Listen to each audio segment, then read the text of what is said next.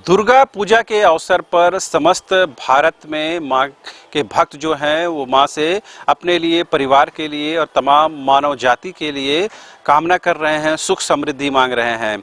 ऐसे में सवाल ये भी उठता है कि जो पूरे वर्ष सियासत में, राजनीति में लगे रहते हैं, वो इस दुर्गा पूजा में माँ से क्या मांग रहे हैं। इस वक्त हम मौजूद हैं झारखंड की सत्ताधारी पार्टी झारखंड मुक्ति मोर्चा के केंद्रीय कार्यालय के पास, और ये हम बताने की कोशिश कर रहे हैं कि अभी जिस तरह से सरकार घिरती हुई नजर आ रही है, मुख्यमंत्री हेमंत सोरेन की विधायकी को लेकर खतरा बताया जा रहा है, उनके भाई बसंत सोरेन की विधायकी को लेकर खतरा जताया जा रहा है।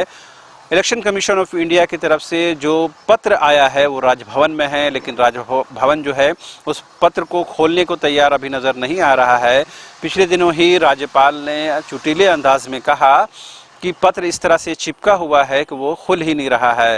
लिहाजा ये हम मान सकते हैं कि झारखंड मुक्ति मोर्चा इस बार ज़रूर ये कामना कर रहा होगा कि राजभवन में जो पत्र आया है वो पत्र खुल जाए, सरकार सुरक्षित रहे और सरकार के पास जो बचा हुआ समय है, जो बचा हुआ साल है, जो लगभग 2 वर्षों का है, वो कम से कम आसानी के साथ, सुकून के साथ पूरा कर सके। लिहाजा इस दुर्गा पूजा में जेएमएम के लिए ये सबसे महत्वपूर्ण मांग है, सबसे महत्वपूर्ण आग्रह है, सबसे महत्वपूर्ण कामना है। हालांकि सभी लोग जो हैं वो अपने अनुसार, अपनी ज़रूरत के मुताबिक, अपनी इच्छाओं के मुताबिक माँ से कामना करते हैं, लेकिन राजनीतिक दलों के लिए सत्ता में बने रहना बेहद ज़रूरी होता है। लिहाजा सत्ताधारी दल सत्ता में बने रहने के लिए कामना करते होंगे, ऐसा हम मान सकते हैं। ये बात सिर्फ झारखंड मुक्ति मोर्चा पर ही लागू नहीं होती है, बल्कि राजद और कांग्रेस पर भी लागू होती है, और यहाँ तक कि बीजेपी पर भी लागू होती है कि बीजेपी अपने लिए क्या कुछ कामना कर रही है।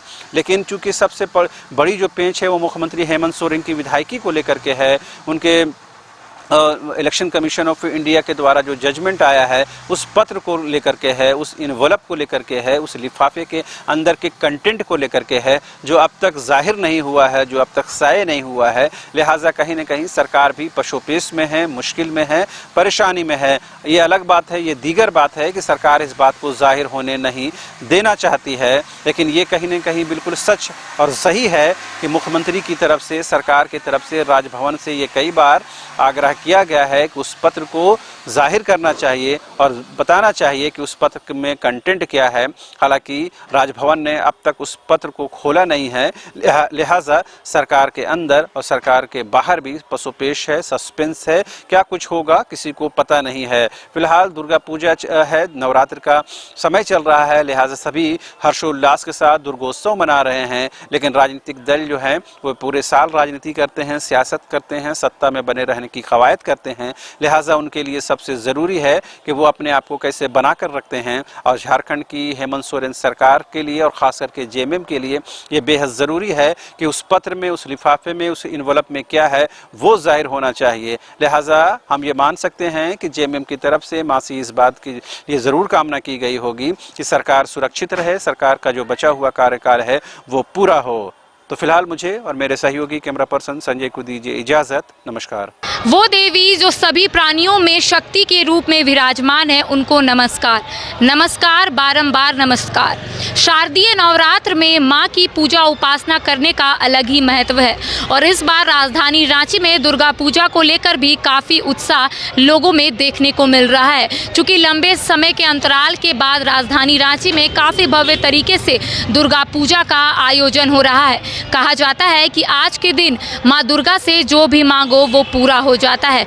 वहीं दूसरी ओर झारखंड में जारी सियासी संकट के बीच कांग्रेस के तमाम विधायकों पर लगातार सवाल भी खड़े होते हैं। इससे पहले कांग्रेस के 3 विधायकों को भारी मात्रा में कैश के साथ वेस्ट बंगाल में पकड़ा गया था, जिसको लेकर झारखंड में सियासी हलचल भी तेज हो गई थी। लोगों के मन में सिर्फ यही सवाल था कि क्या कांग्रेस के तीनों विधायक सरकार को अस्थिर करने में जुटे हुए हैं। लेकिन दूसरी ओर कांग्रेस के तमाम जो कार्यकर्ता है, मंत्री है, वो भी मीडिया को संबोधित करते हुए कहे थे कि तीनों विधायक अपने निजी कार्य से वेस्ट बंगाल गए हुए थे। वहीं दूसरी ओर झारखंड के कांग्रेस प्रभारी अविनाश पांडे भी लगातार राजधानी रांची का दौरा करते हैं और लोगों के साथ रणनीति भी बनाते हैं कि आखिर कांग्रेस को कैसे एकजुट करे। हालांकि लगातार कांग्रेस के झारखंड प्रभारी अविनाश पांडे कहते हैं कि कांग्रेस में अंदर खाने में कुछ भी नहीं चल रहा है, कांग्रेस में आल इज वेल है। इस वक्त कांग्रेस की सबसे बड़ी जो कार्यक्रम फिलहाल चल रही है वो है भारत जोड़ो यात्रा। इसमें कांग्रेस के पूर्व अध्यक्ष राहुल गांधी के साथ तमाम जो कांग्रेसी कार्यकर्ता है वो इस वक्त भारत जोड़ो यात्रा के लिए निकल चुके हैं और कहीं ना कहीं देशवासियों को ये संदेश दे रहे हैं कि देश में नेगेटिविटी फैली हुई है, उसको लेकर लगातार कांग्रेस अपनी आवाज़ को बुलंद करती हुई नजर आती है। लेकिन झारखंड में कांग्रेस के कई मंत्री और विधायकों में लगातार सवाल खड़े होते हैं।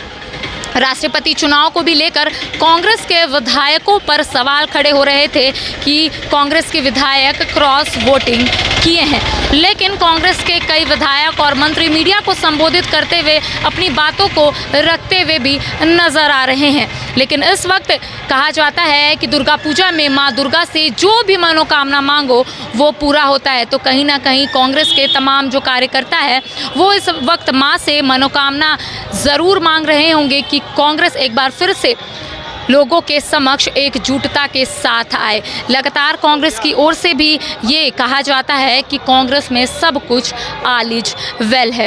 हालांकि जो बचा हुआ कार्यकाल है उसको सरकार के साथ एकजुटता के साथ ख़त्म करे, इसको लेकर भी कांग्रेस के तमाम जो विधायक हैं वो ज़रूर मां से ये कामना कर रहे होंगे। क्योंकि जब से झारखंड में हेमंत सोरेन की सरकार बनी है तब से सरकार को लेकर भी कई सवाल सामने आते हैं। लोगों का कहना है कि सरकार अस्थिर है, लेकिन मुख्यमंत्री हेमंत सोरेन भी लगातार लोगों के समक्ष आते हैं और उनका कहना है कि सरकार में सब कुछ ठीक है। कांग्रेस भी लगातार यही लोगों को मैसेज भी देती है कि अंदर खाने में कुछ भी नहीं चल रहा है, कांग्रेस में सब कुछ ऑल इज वेल है। तो न्यूज़ बाइस्कोप भी ज़रूर ये कामना करेगी कि जिस तरीके से कांग्रेस लगातार संगठन को मजबूत करने में लगी हुई है, बूथ से लेकर प्रखंड लेवल तक कांग्रेस लगातार अपनी आवाज़ को बुलंद करती हुई नज़र आती है और कैसे कांग्रेस का जो मैसेज है वो लोगों तक पहुंचे, इसको लेकर भी कांग्रेस लगातार झारखंड में कार्यक्रम भी रखती हुई नज़र आती है। रणनीति तैयार होती है कि कैसे गांव-गांव तक जो कांग्रेस का मैसेज है वो पहुंचाया जाए। लेकिन आज नवमी है और कहा जाता है कि नवमी में मां दुर्गा से जो कुछ मांगो वो पूरा होता है। तो ज़रूर कांग्रेस के तमाम जो कार्यकर्ता है वो मां से यही मांग रहे होंगे कि सरकार अपना 5 साल का कार्यकाल अच्छे से बिताए और कांग्रेस एक बार फिर से मजबूती के साथ लोगों के समक्ष आए। अपने कैमरा पर्सन कुणाल के साथ मैं करिश्मा सिन्हा, न्यूज़ बाइस्कोप, रांची। नवरात्र में माँ दुर्गा से सभी मनोकामना मांगते हैं, माँ से शक्ति मांगते हैं। ऐसे में झारखंड में भी तमाम राजनीतिक दल के जो नेता हैं वो माँ से शक्ति मांग रहे हैं। खास करके झारखंड बीजेपी के नेता जो हैं वो माँ से शक्ति मांग रहे हैं कि बीजेपी में गुटबाजी जो है वो खत्म हो और एक साथ मिलकर राज्य में फिर से पुनः अधिक से अधिक सीटें हासिल कर सत्ता पर काबिज हो। दरअसल ये बात हम इसलिए कह रहे हैं कि झारखंड बीजेपी के नए प्रभारी नियुक्त किए गए हैं, संगठन मंत्री नियुक्त किए गए हैं। ऐसे में 5 दिवसीय यात्रा पर वो झारखंड आए थे और पार्टी के स्थिति को टटोल कर वो फिर से दिल्ली गए। दिल्ली में भी पार्टी के वरीय नेताओं के साथ बैठक किया और फिर आगे की रणनीति तय की है। झारखंड बीजेपी में फिलहाल कोई नेता खुलकर सामने तो नहीं आते, लेकिन कई ऐसे नेता हैं जो अलग अलग गुटों में बटे हुए हैं। कोई अलग कार्यक्रम में नजर आते हैं, कोई अलग कार्यक्रम में नजर आते हैं। लेकिन जो नए संगठन मंत्री बने हैं उनका एक ही विजन है कि पार्टी को फिर से एक बार झारखंड में मजबूत करना है, संगठन को मजबूत करना है, बूथ स्तर पर मजबूत करना है। सबसे पहले 2014 के जिस तरह से लोकसभा चुनाव में जीत हासिल हुई थी, ठीक उसी तरह 2024 में जीत हासिल कर केंद्र में फिर से एक बार नरेंद्र मोदी की सरकार बनाना है।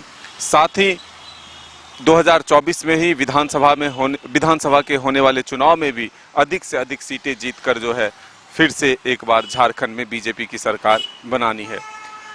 पिछले दिनों मधुबन में 3 दिवसीय प्रशिक्षण शिविर भी हुए, जिसमें कि बीजेपी के तमाम जो प्रदेश स्तर के नेता थे, जो कार्य समिति के सदस्य हैं, वो तमाम लोग शामिल होते हैं और प्रशिक्षण लेते हैं और बूथ स्तर से लेकर के जिला स्तर तक, प्रखंड स्तर तक और राज्य स्तर तक जो है संगठन को मजबूत करने की बेड़ा उठाते हैं। तो हम कह सकते हैं कि झारखंड बीजेपी भी मां से यही शक्ति मांग रहे हैं, मां दुर्गा से यही शक्ति मांग रहे हैं कि पार्टी और संगठन जो है वो मजबूत हो और आने वाले दिनों में सभी एक साथ मिलकर जो बातें सामने आती है, और दलों के तरह बीजेपी के नेता खुलकर एक दूसरे का विरोध तो नहीं करते, लेकिन दबी जुबान जो है वो बातें सामने आती है कि ये जरूर झारखंड बीजेपी में भी गुटबाजी अभी फिलहाल बरकरार है।